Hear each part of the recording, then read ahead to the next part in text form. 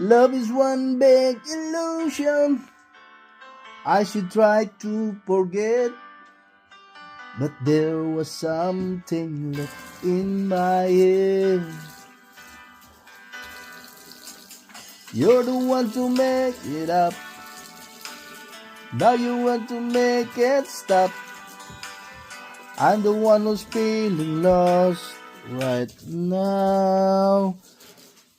Mr. Jones Las, good morning. Ano pala ang masasabi mo sa balita na kikita daw ang